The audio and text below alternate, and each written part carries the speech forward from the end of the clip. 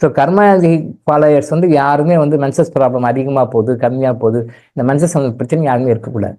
டே 1 first எவ்வளோ கால முடியுமோ காலையில் சீக்கிரம் எழுணும். இதை ஒன்றை தவிர மற்றெல்லாம் சொல்லுங்கன்னு சொல்லாதீங்க. கர்மாந்திகிரிங் ஃபாலோயர்ஸ் வந்து யாரும் வந்து பெண்கள் வந்து யாரும் மென்சஸ் ப்ராப்ளம் இருக்கக்கூடாது. மென்சஸ் வந்து அது ஒரு சாதாரணமான ஒரு சுகமான அனுபவமாக தான் இருக்கணும். உடைய கஷ்டப்படுகின்ற வருத்தப்படுகின்ற வலி வேதனைப்படுகின்ற ஒரு அனுபவமாக இருக்கக்கூடாது. கர்மாந்திகிரிங் ஃபாலோயர்ஸில் இருக்கிற லேடிஸ் வந்து அப்படி இருக்கணும் எதிர்பார்க்கறனால நம்ம இந்த விஷயத்த சொல்கிறோம்.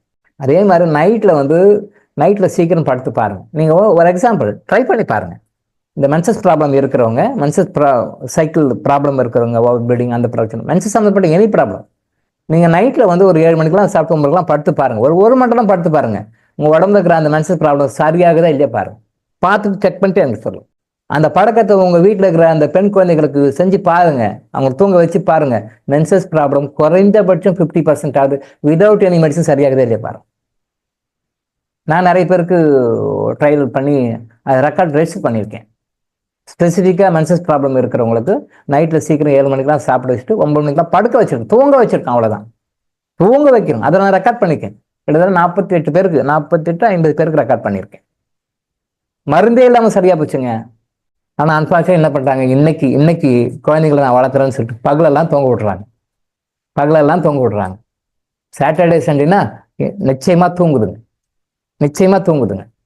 நீங்கள் பெண்களுக்கு செல்லம் கொடுக்குறேன், நான் வளர்த்துறேன் நல்லா நினச்சிட்டு அவங்களுடைய ஆரோக்கியத்துக்கு நீங்கள் ஆப்பு சொல்கிறீர்கள் என்ற அர்த்தம். எந்த காரணத்தை கொண்டும் 6 மணிக்கு மேலே தூங்கவே கூடாது. பெண்களுக்கு அந்த மாதிரி பழக்கம் பண்ணுங்க.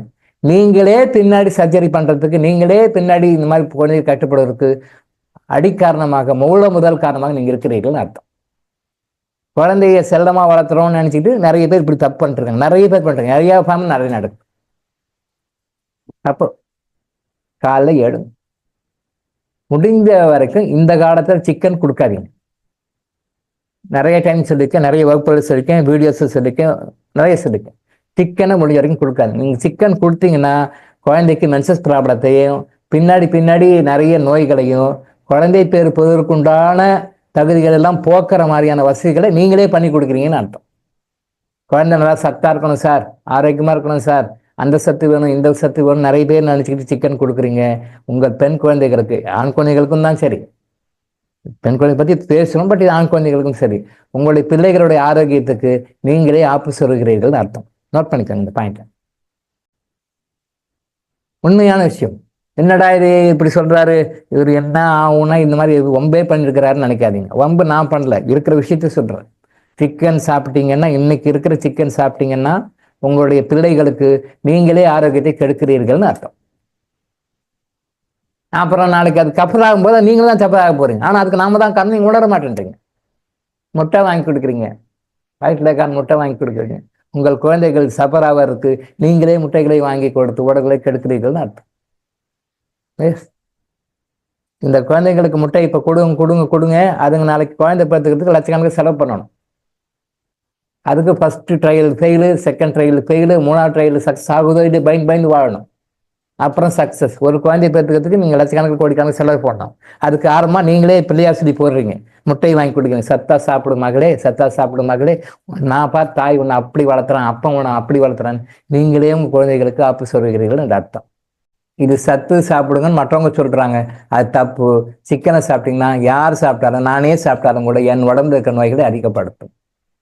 ஒரு லிமிட் வரைக்கும் தெரியாது, ஒரு லிமிட்டுக்கு மேலே ஓவரா போகும்போது நமக்கு சஃபரிங் வரும். சிக்கன் சூப்பு சாப்பிடு, அப்படி சாப்பிடு, இப்படி சாப்பிடு, தப்பு. பொதுவாகவே அனிமல் கிங்டம் சம்மந்தப்பட்டது எது சாப்பிட்டாலும் உங்களுடைய நோய் குணமாகாது, அதிகப்படுத்தும். இது நிறைய பேர் தெரியறது இல்லை. மட்டன் சூப்பு சாப்பிடும் டாக்டர் சொன்னார் சார், சிக்கன் சூப்பு சாப்பிடும் டாக்டர் சொன்னார் சார், இதை சாப்பிடுன்னு சொன்னார் சார் அப்படின்னு சொல்லி சாப்பிட்றீங்க. பொதுவாகவே முறையாக ஒரு நோய்க்கு மருந்து சாப்பிடும் பொழுது நான்வெஜ் அவாய்ட் பண்ணிங்கன்னா சீக்கிரம் ரெக்கவர் ஆவீங்க. இல்லைன்னா ஸ்லோவாக போவீங்க. நீங்கள் தான் ஸ்லோவாக போவீங்க. பணமும் செலவாகும், நேரமும் செலவாகும், அவஸ்தையும் அதிகமாகும்.